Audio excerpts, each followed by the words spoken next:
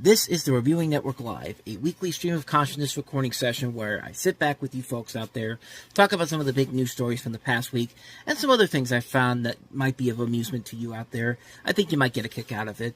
Now, these are more like audio podcasts and are much longer than my usual videos and are also, for the most part, unedited and will contain some foul language. So, if you're easily offended by that, I advise you to maybe step back a bit, maybe go somewhere else. But hey, if you're up to the challenge, sit back, relax, and enjoy the show. Thanks.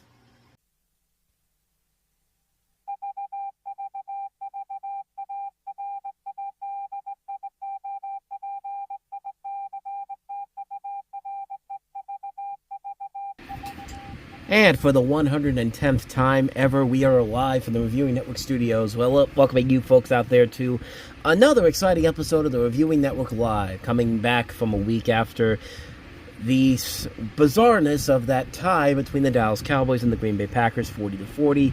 And yeah, it's a fun game overall. We had a good time with that one, and we'll have a good time next week with the Detroit Lions take on Kansas City on Sunday Night NFL Rewatch. But of course, this week it's a regular episode of the Reviewing Network Live, as we have a couple of stories to talk about from the last couple of weeks.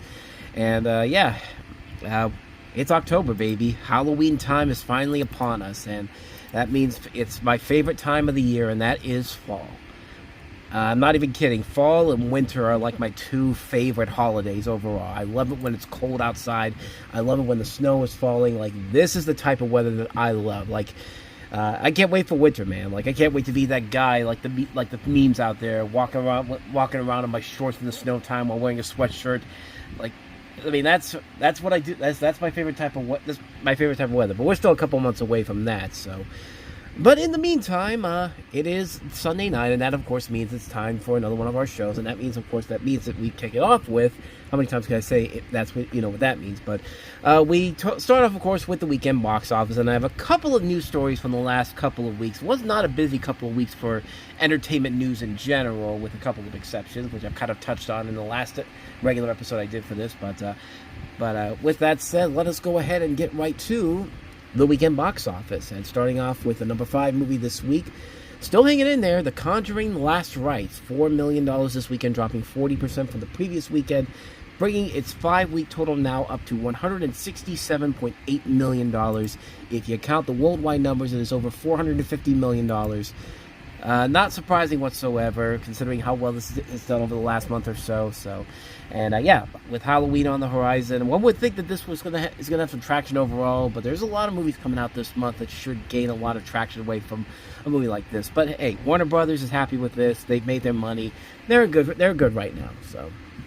And don't expect this to be the end of The Conjuring anytime soon, regardless of what that title tells you. I mean, I'm sure they're figuring out some way to continue the Conjuring series in feature-length form. I know there's a series in the works now at HBO Max, but we'll see what happens. But number 4, a surprising drop-off from last week, Gabby's Dollhouse, the movie, which was the big kid release last weekend, dropped 62% from last week, $5.2 million, bringing its 2-week total up to $21.6 million. If you tout to the worldwide numbers, it's $32.5 million. This did not have a big budget. I don't think it did. I'm pretty sure it did not, if I remember correctly. I think it was like under the $25 million mark. That was close, $32 million. So, yeah, overall, it's not a bad performance for this movie in general. Plus, it's a movie that pretty much is made specifically for little kids, and it didn't look that bad overall. So, no, what am I really going to complain about with this? I've learned my lesson not to complain about movies intended for smaller children like this, unless I consider it something to be really like offensive or something like that. But no, it's the equivalent to the Paw Patrol movie. It is what it is. It serves the kids nicely, and it's a harmless film. So let's get to some of the new releases this weekend. Number 3 this week is The Smashing Machines, Benny Safdie's latest film. This director who gave us Uncut Gems, most notably known as the film that features a potential Oscar-contending performance by The Rock, and also features Emily Blunt in their first movie together since Jungle Cruise. It tells the story of a mixed martial artist and UFC champion, Mark Kerr, played by Dwayne Johnson, which, I mean, it looks like an Oscar contender, and it looks like he is the best part of this movie. Reviews were mixed at best. I mean, they weren't terrible, but for an Oscar contender like this is a movie that's hoping that The Rock gets an Oscar nomination for this, and certainly the numbers for the box office are not the numbers that I think they were hoping for here. I mean, A24 put this out in over 3,300 theaters, and it only brought in $6 million. I mean, I get it. You think this is a big Oscar contender, but why in that many theaters? But $6 million, and oh god, this thing's not going to make its money back at all. I mean, it's a $50 million budgeted movie, so yeah, they cannot be happy with this. But the only thing they're hoping for is that the awards buzz for this will continue to grow, and I would think that Dwayne Johnson's a shoo-in to get at least an Oscar nomination for this. One would think, but I don't know. The budget is the concern, and also putting it in that many theaters, 3,345 theaters for a movie of this caliber. Like, again, The Rock is a big draw, but yeah, A24 might be kicking themselves on that front there, so. But we'll see what happens. I want to see it. I haven't got a chance to check it out yet, but I did get to finally see the number 2 movie which was number 1 last week, and that's Paul Thomas Anderson's latest film, One Battle After Another, which brought in $11.1 million this weekend, dropping 50%, $42.7 million after 2 weeks. It's crossed the $100 million mark worldwide this weekend. Not surprisingly, it's Paul Thomas Anderson's highest-grossing film of all time, but it's still a film that cost over $150 to $200 million, so it's got a long way to go before it makes its money back here. And like the Smash Machine, it's going to need a lot of help from the awards buzz to really get it to where it needs to be. And I did see this earlier this week.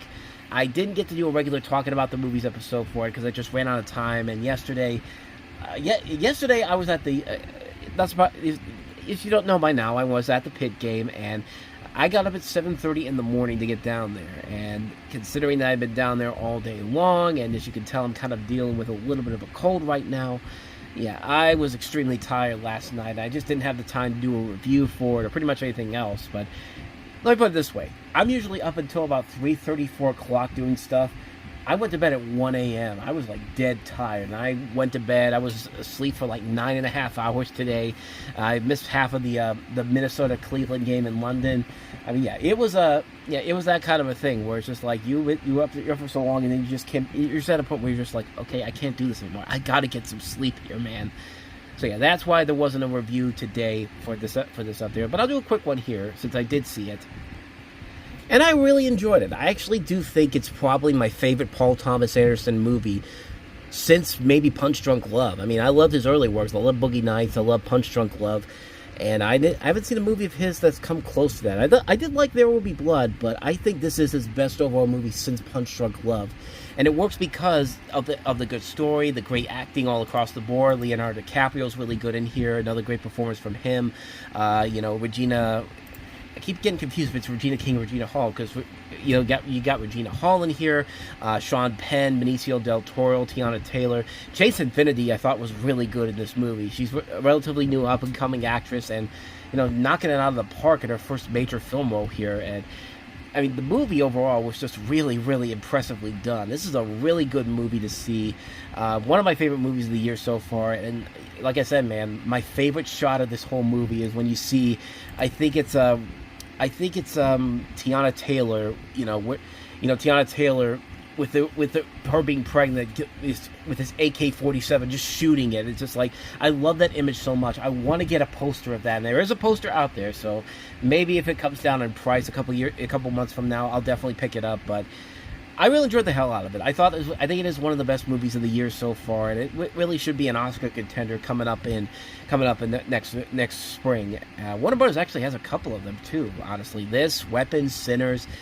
Good time right now. Good time for Warner Brothers. They had a really, really good year of movies. So, which brings us to the number 1 movie this weekend. A movie that I'm glad I did not get to know too much about, except the fact that it was supposed to tie into the release of her new album, Taylor Swift, the official release party of a showgirl. Of course, the behind-the-scenes look at the making of the life of the showgirl, which came out on Friday. Everyone was talking about it, and me, I was just kind of like, I wonder what else is going on in the world right now.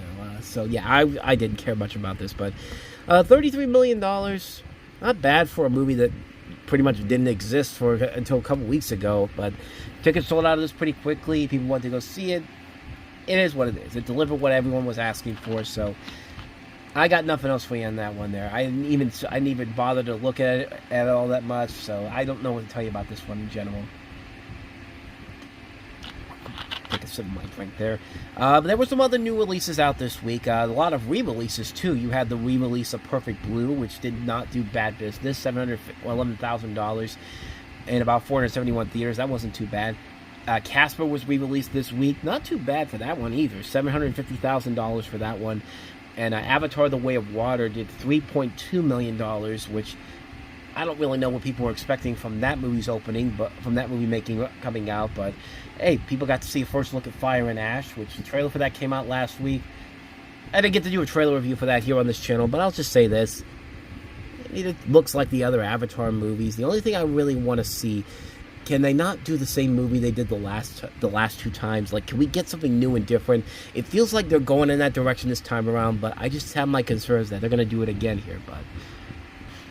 And then there was one other notable new release, and that was Good Boy, which I don't know if this is considered good business or not, but it brought in $2.3 million this weekend, and it's about 1,600 theaters, which for a movie that wasn't as marketed as much as I thought it was going to be.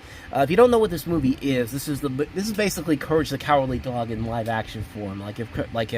If someone decided to make a live action Courage the Cowardly Dog movie, you're pretty much too late because someone just did it for you. We have a rural dog who moves into a rural family home with his owner, only to discover supernatural forces lurking in the shadows. As dark entities threaten his human companion, the brave pup must fight to protect the one he loves most.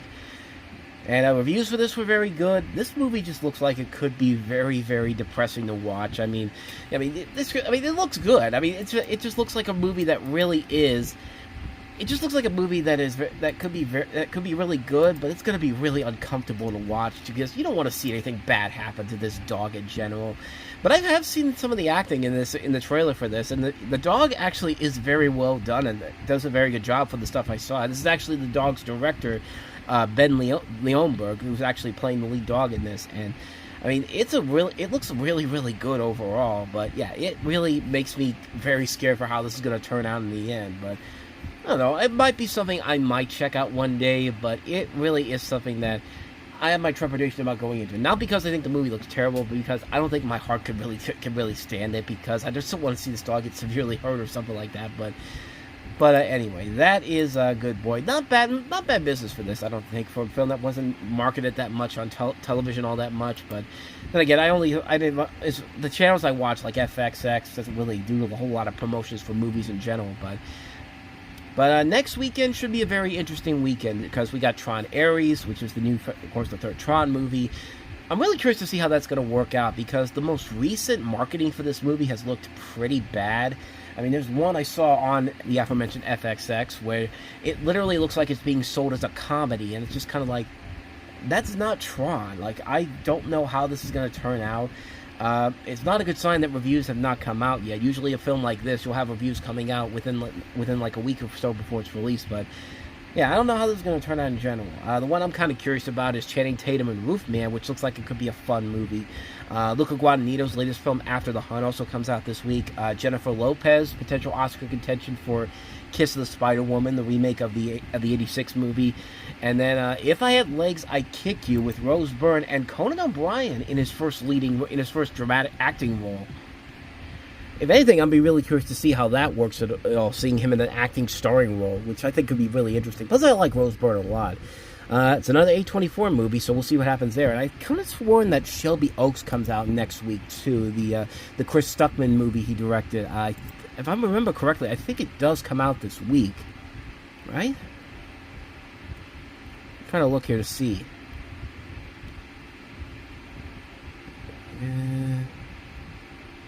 It's not here on Box Office Mojo. Let me see if it's on Wikipedia.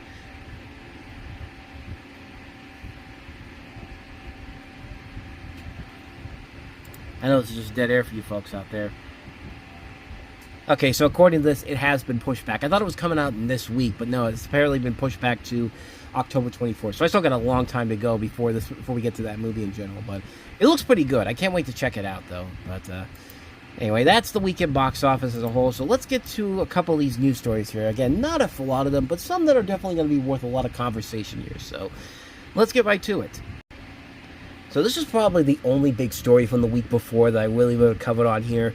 The news that Kenan Thompson is going to be producing a biopic about the man himself, Macho Man Randy Savage. According to Deadline Hollywood, Artist for Artist, the production company of Kenan Thompson and Johnny Ryan Jr., is developing a feature biopic on iconic wrestler Macho Man Randy Savage. Thompson and Ryan Jr. come to the project titled Macho as lifetime fans of Savage. Thompson had worked with Savage on a Nickelodeon promo all the way back in 1999. The project stems from a completed script by Savage's brother, Lanny Poffo, who died in February 2023, and Eric Shapiro. Thompson and Ryan Jr. will produce alongside Paul Coy Allen of Midas Entertainment Group, with Jonathan Davino of Immaculate, Corey Litwin, Boris Schartz, and Monica Weber executive producing. Range Select will handle sales of the project. And it's very interesting because in this same month, Kenan Thompson's company has already got another big project underway with the remake of Sleepaway Camp. So, Kenan Thompson's still on Saturday Night Live, too. I mean, this is his 22nd year hosting SNL. And this is what it's very interesting how he's been the longtime cast member at Saturday Night Live after all these years, has not left there, and has continued to not just do that but also do other projects as well. I mean, I've always liked Kenan Thompson. I've liked him all the way back in his Fall That days. I mean, he's been one of those guys that has been very reliable when it comes to stuff he gets involved in, even if it's in stuff that doesn't work.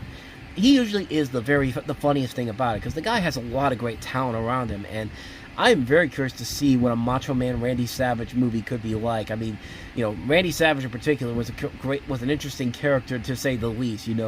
I could do the voice right now, but of course, like I said, I've been feeling a little under the weather. So, but I mean, that's a character. That's a person that could make for a really, really good biopic if they go down that pathway. So, I'm really curious to see how that's going to pan out in general. So that's what I'm looking forward to checking out. So, like I said, that was the big news stories from the week before, but there was a lot of stuff that came out this week, especially on Monday, which had this big breaking story.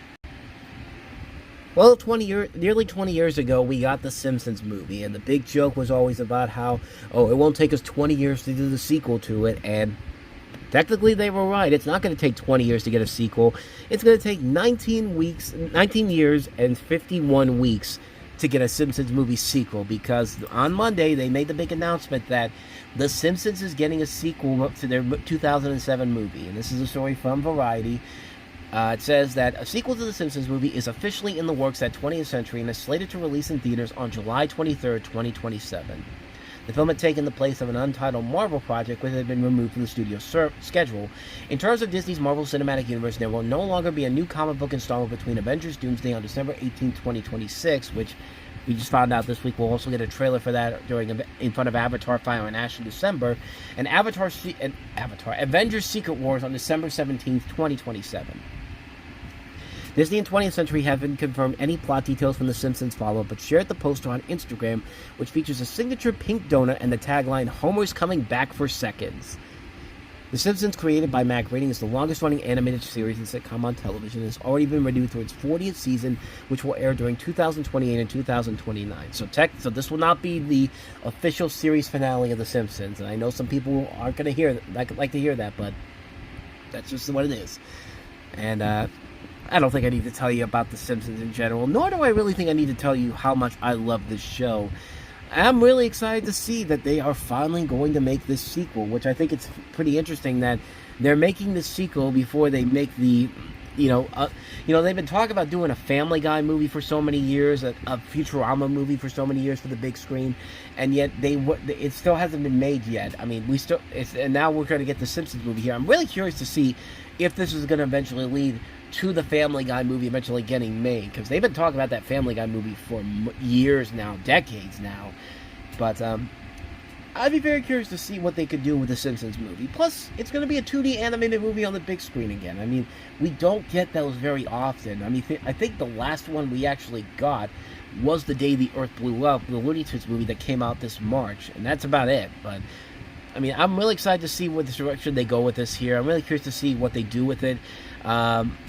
And I can't believe they're actually working on it. I mean, they probably have had a script for a long time now, but they, considering that the last time they worked on the Simpsons movie and the TV series at the same time, they were having a lot of trouble keeping up between working on the show and the movie. So hopefully they got a better strategy this time around on getting this to come together. But needless to say, I am definitely looking forward to seeing what they do with this new film. So I'm looking forward to checking it out in 2027. 2027 is looking pretty stacked right now. You got a new Ice Age movie. You've got a new Spider-Man. You got the final installment of the Spider-Verse series. You've got what else did they announce? What did they announce recently? Superman. The new Superman movie is going to be coming out 2 weeks before the Simpsons movie sequel. So yeah, there's a lot. I think Shrek's also coming out of it in July of that year too. So it's going to be a stacked summer overall. Hopefully those movies don't disappoint. But yeah, summer 2027 is looking pretty good. So speaking of sequels, here's another sequel. Yeah, in 1 year's time, the long-awaited sequel to The Social Network, maybe not long-awaited, but the sequel they've been talking about for a while now, will finally be out, as Sony announced this week that The Social Reckoning, the sequel to The Social Network, will come out on October 9th, 2026. All the casting that, this is from Deadline Hollywood who reported this, Deadline's Justin Crowe first reported over the summer, have been made official, including Jeremy Strong, who will play Mark Zuckerberg, Mikey Madsen, who will play whistleblower Francis Hagen, and Golden Globe and Emmy Award winner Jeremy Allen White, who will play Jeff Horowitz. There was also a story this week that said that Bill Burr was also in talks to join the film as well. Who did they say Bill Burr was going to be? I'm trying to see what it says here. Does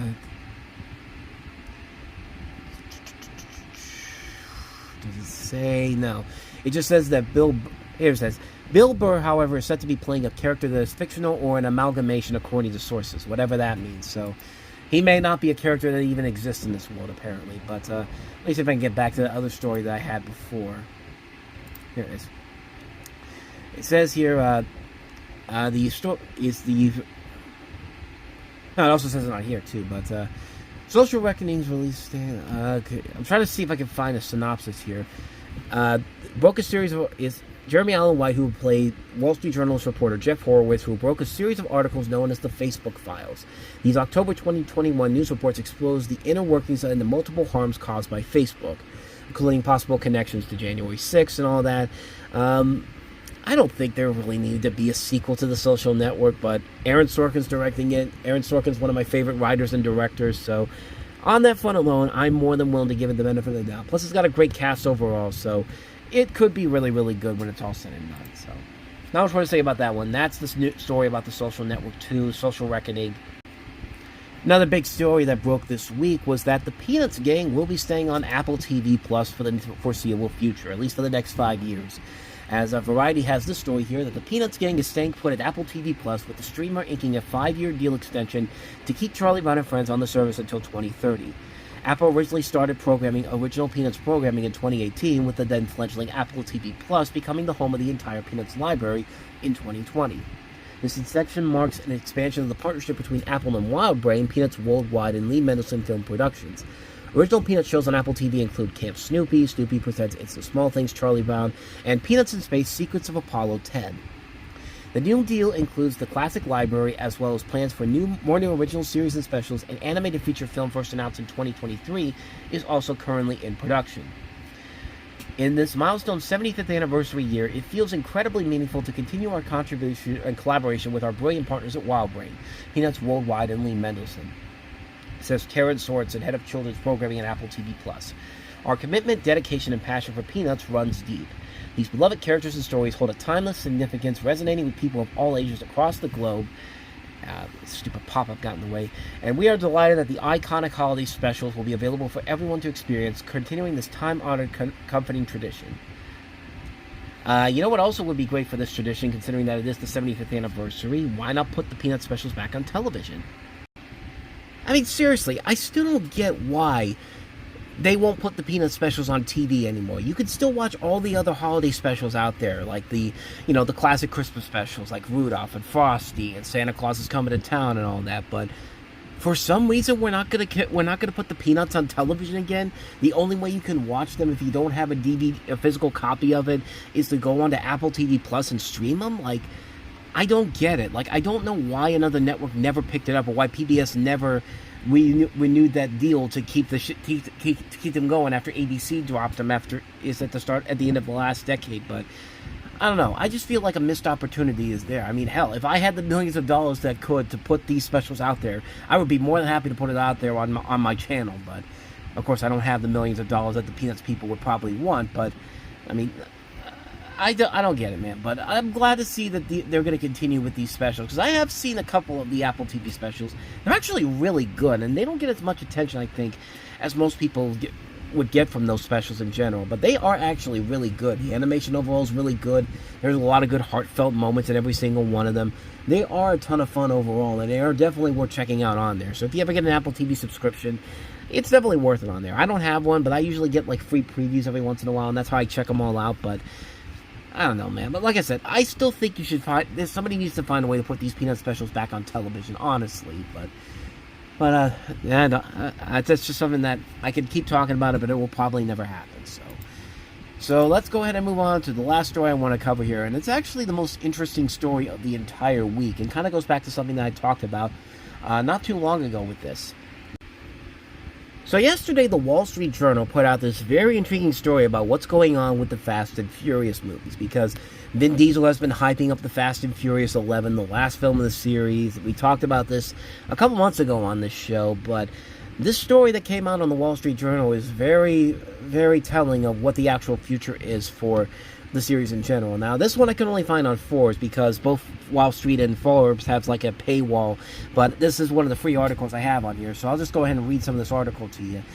And it starts right off by saying that Universal Pictures has reportedly insisted that they will only give the green light to the final part of its popular Fast and Furious franchise if its costs come down to $200 million, that the studio spend a staggering $1.1 billion on the last 3 films of the series. Fast X, the latest installment in the series, was released in 2023 and ended on a cliffhanger that set up what is expected to be the last ride for Vin Diesel, John Cena, and company. Fast X Part 2 was expected to be released this year, but the release date was pushed back when Diesel said in June that Universal had asked him to gear up for the movie coming out in April 2027. However, the studio hasn't officially announced the movie, and a report in the Wall Street Journal yesterday cast doubt on its future. It claims that, although the film lacks a completed script, Universal has allocated the budget to it, and that could be a sticking point. According to the report, the latest draft of the script requires a budget of about $250 million, but Universal wants it to be cut down by 20%. This would be a significant feat, given that the Fast X cost a staggering $436.6 million. Holy shit! As this report revealed. Filings for Universal in 2023 show that the movie was expected to exceed that planned budget. In order to cut the sequel's costs, Universal is reportedly looking to reduce appearances from some cast members and limit the filming locations. Fast and Furious is famous for its globe-trotting with scenes set everywhere from Tokyo to Los Angeles. Fast X was no exception, with the crew creating passport stamps from Portugal and Italy. However, production took place at Leavesden Studios in the United Kingdom, and thus lifted the curtain on this colossal cost. Studios filming in the UK get a tax credit up to 25.5% of the money they spend in the country, provided that there is at least 10% of the core cost incurred there. In order to demonstrate this to the authorities, studios set up separate companies to producing each film in the UK, and they are obliged to file legally binding financial statements. Continuing on here. The filings for the Universal subsidiaries behind Fast X shows that it had banked a $71.8 million tax credit, bringing the studio's net spending on the picture down to $364.8 million. The reimbursement is calculated up to 80% of core expenditures, so in order to get back the maximum 25.5% of the money they spend in the UK, production companies need to ensure that 20% of the core's costs are spent outside the country. Universal made the most of this by filming Fast X in Rome and Lisbon. The incentives on offer there are not as generous as in the UK, so their impact on the bottom line tends not to be material, especially as they can only account for up to 20% of core expenditure without studios losing it on the more lucrative reimbursements. Even that was enough to give Fast X a happy ending in theaters. The movie only had the 6th highest gross of the Fast and Furious series, with the takedown of $704.9 million. The amount that theaters pay to studios is known in the trades as a rental fee, and an indication of the typical level comes from the film industry consultant Stephen Follows, who interviewed 1,235 film professionals in 2014 and concluded that, according to the studios, theaters keep 49% of the takings on average. This research lends weight to the widely established 50-50 split, which would give Universal $352.5 million for Fast X and a $12.3 million loss at the box office after deducting the $364.8 million net spending on the movie. As the chart below shows, it is believed that be the one of the last 3 installments which made a loss at the box office. So they have like a chart right here And to give you kind of an indication of what this chart is, it says Fast Money estimates box office returns on the last 3 Fast and Furious movies. Fast X's cost was $436.6 million, tax credit was $71.8 million, net cost was $364.8 million, box office $740.9 million, 50% of box office was $352.5 million, net profit loss was minus $12.3 million. So you go to Fast 9, which brought in $399.8 million as the cost. Tax credit was 62.3%. Net cost was $337.5 million. Box office was $726.2 million. 50% of that is $363.1 million. Net profit and loss, $25.6 million. And then Hobbs and Shaw, $281.8 million was the cost. $44.1 million tax credit, $237.7 million net cost. $760.7 million box office, 50% of box office was $580.4 million, and net profit was $142.7 million. So Fast X lost $12.3 million. That was the only one of those 3 movies I mentioned that lost money for that series. So that's something to take into account with this. But continuing on with the article here. The share of the theater takings isn't the studio's only return from a movie, so offsetting from the cost showed in the financial statements does not show whether it made a profit or a loss overall, just at the box office. Studios also receive revenue from other sources such as home entertainment. However, they also have to foot the bill for other expenses, such as marketing, which aren't shown in the production company's financial statements. The filings do, however, show the cost of production, and that comes to $1.1 billion for the last 3 films in the series, which were all made in the UK. It gives an average cost of $367 million per picture, which shows how high the hurdle is to bring the financial expenses down to $200 million. If anyone can pull off that maneuver, it's the stars of the franchise. They have everything to play for, although Fast X wasn't a high-octane success. The last 3 films still fueled combined net profits of $156 million. Overall, the series has made a massive $7.3 billion at the box office, peaking at $1.5 billion with Furious 7. If the finale's takings come close, then it would be a fitting way for the franchise to ride off into the sunset. So the bottom line here is that we may not see the ending of the Fast and Furious series at this point. It's going to take a miracle of everybody willing to cut the budget down to a specific amount of money to get this done. And quite honestly, in this guy's personal opinion, I don't think we need to see another Fast and Furious movie. The last one was one of the worst ones in the series, because the problem with these movies is that they keep getting bigger and bigger and bigger with the budget, and there's just no reason to keep going to these movies. I mean, these movies as Fury 7 was the high mark. That's where the series should have ended off. But ever since then, the only good thing that has come out of the Fast and Furious movies since then was Hobbs and Shaw. And Hobbs and Shaw was a spinoff, and that was a fun movie overall. But with Fast 8, with Fate of the Furious, Fast 9, Fast X, these movies have not done anything to move the meter to me caring about these series anymore, because the movies keep getting more over budgeted. The story keeps making no sense. They keep rehashing plots from previous movies. It's just like the fun factor just isn't there anymore. It wasn't there with the last movie, and I just don't think there is enough there to warrant people coming back to the series in general. I know Universal has been on a high mark the last couple of years, but I mean, it might just be time to just close the door on the series after this last film. Because really, there's nothing else left in the tank for this series right now. They've struggled to come up to keep making movies that are just as memorable as Furious 7 was. But, I mean, it's just not there anymore. I said it back when we first talked about the story earlier in the year. I mean, nobody wants to see another Fast and Furious movie at this point. I mean, I think if I remember, didn't they just shut down Supercharged at Universal Studios?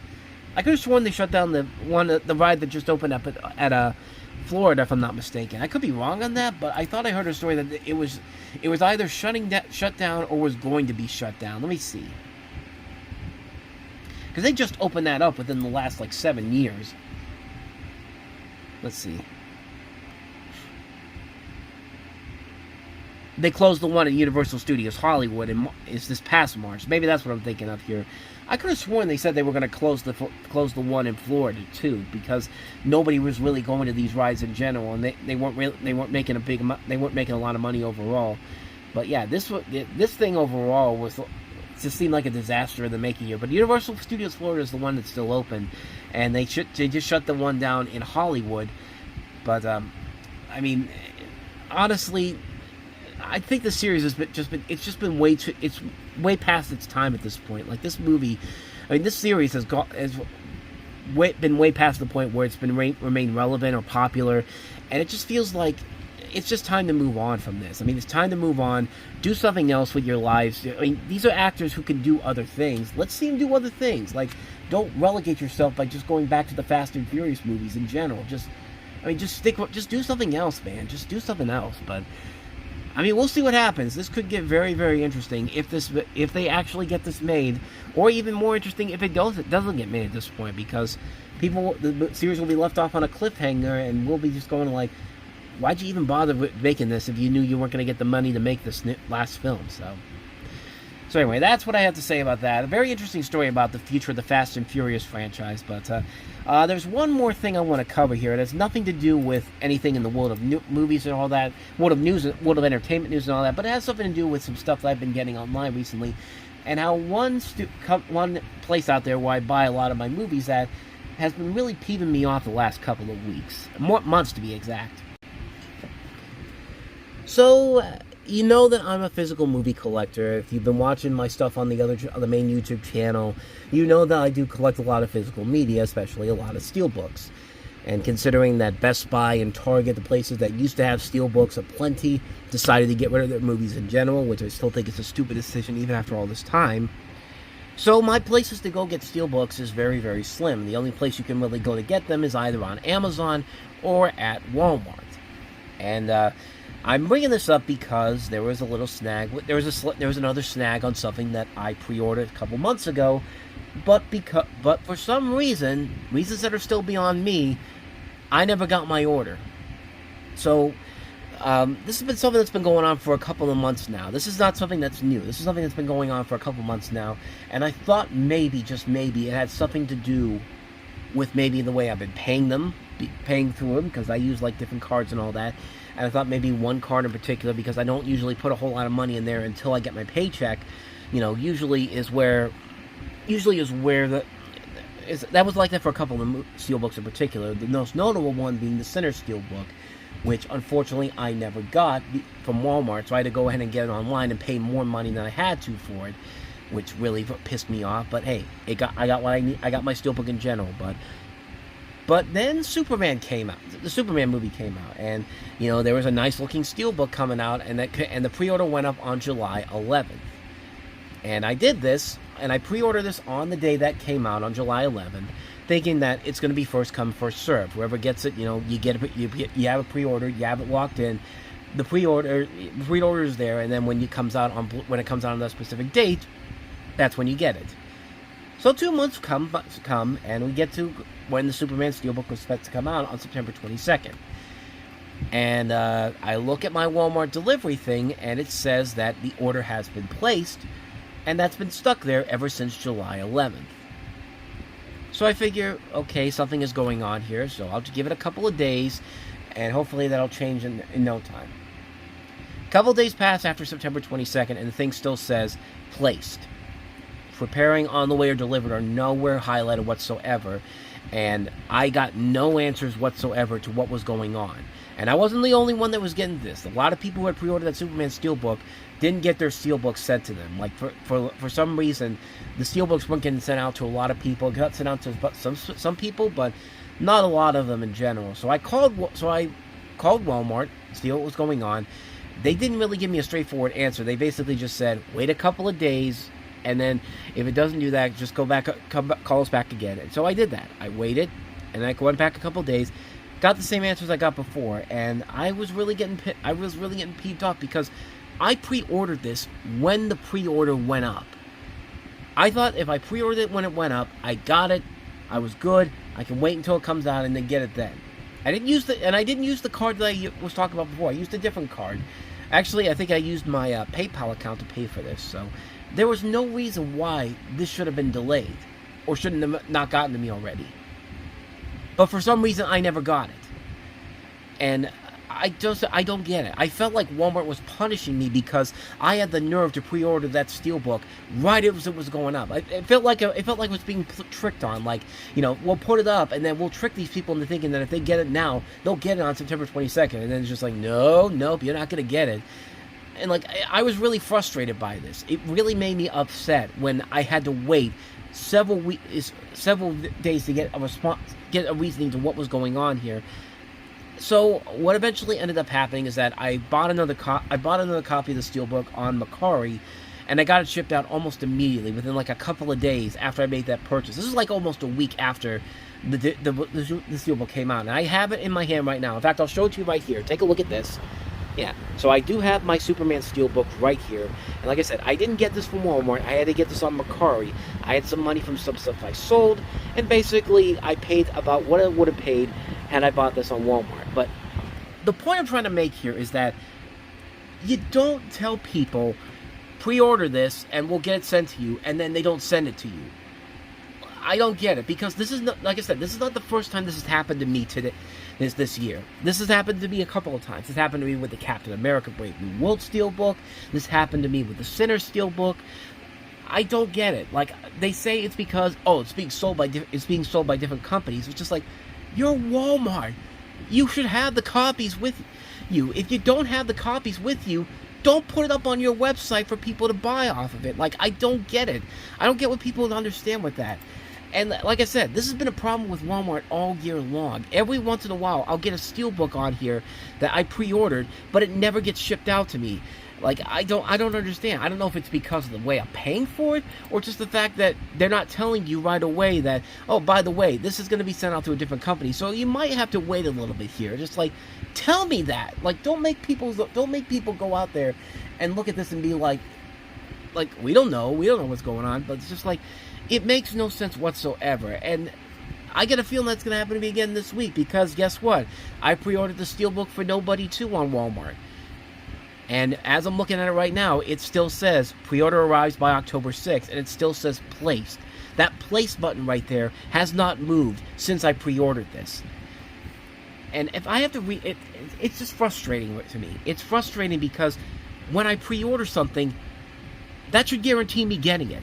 It's like the bit from Seinfeld where Jerry and Elaine are at the car dealership, and Jerry's talking about, I have a reservation. Don't you have my reservation? And the lady's just like, well, yes, we do have a reservation. Unfortunately, we ran out of cars. And Jerry's just like, well, the reservation keeps the car here. That's why you have the reservation. And the car dealership's just like, yes, sir, I know why we have reservations. And Jerry's just like, I don't think you do, because if you did, I would have a car. That's how I feel about this whole situation. I just want to go up to somebody at Walmart being like, I pre-ordered this. The pre-order holds it for me.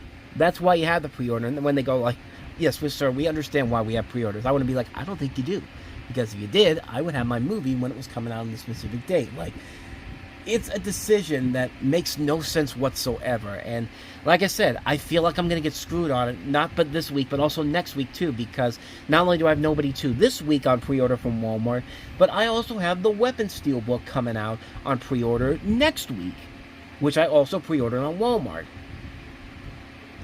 And all I got to say is, like, Walmart, if you don't have the pre-order, if you don't have the item you're pre-ordering, don't have it up on there for people to buy.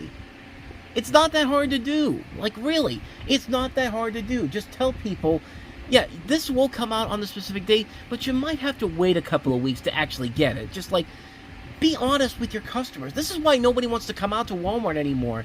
And nobody wants to really come to the website if you're going to keep doing stuff like this. Like, it's baffling. I hate everything about this. Now, I know some of you might be saying, well, just go to Amazon and do it. I could do that.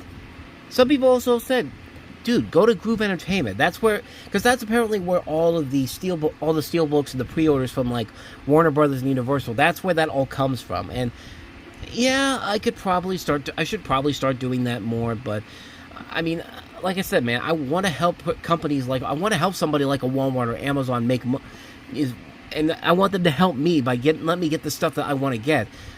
And I just want Walmart to just be like a regular company. Tell people what's going on with why you're not getting your pre-orders, because I don't feel bad for just me. I feel bad for the people that also pre-order those Steelbooks too, because it's just like, you make the offer to go out there and pre-order them, and you have to be very specific on getting these specific pre-orders, because if you're not careful, you miss out on the opportunities to get this stuff. Like, that's the thing with these Steelbooks in general. That's the thing that I always learned the whole cold hard lesson from Best Buy in general, the fact that, you go there to get the Steelbook, you pre-order it online. That's the best thing to do, because if you walk into the store back when they had movies, you're not going to be very lucky to find an actual physical copy of it. You have to be really, really lucky to do so. Like I would usually go to Best Buy's on Saturday mornings and see if they have any Steelbooks there. Sometimes I would get lucky, other times not so much. But like I said, they say I should go to Groove Entertainment. They say I should go to Amazon, which, yeah, I could probably start doing that now. I actually have a couple things pre-ordered from Amazon, which I don't know if anything's going to change from this. I'm hoping not, but it's not helping that one of the things I'm ordering, the Back to the Future Steelbooks, it says now arriving October. Oh, actually, this has been changed because they got the new Back to the Future 40th anniversary Steelbooks coming out, and they're coming out next Tuesday. Not this one, the next one after this.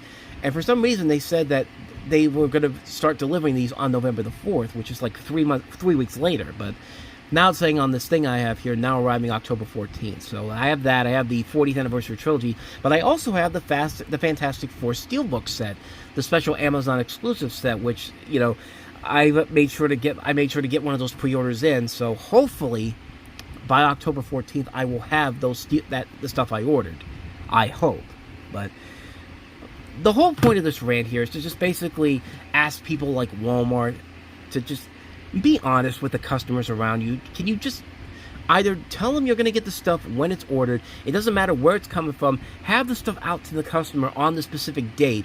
Even if it's a day later or $1 short, it's just stop lying to people, because that's what you're doing to people when you're telling them we're going to get you the Steelbooks on this date and you're not doing anything.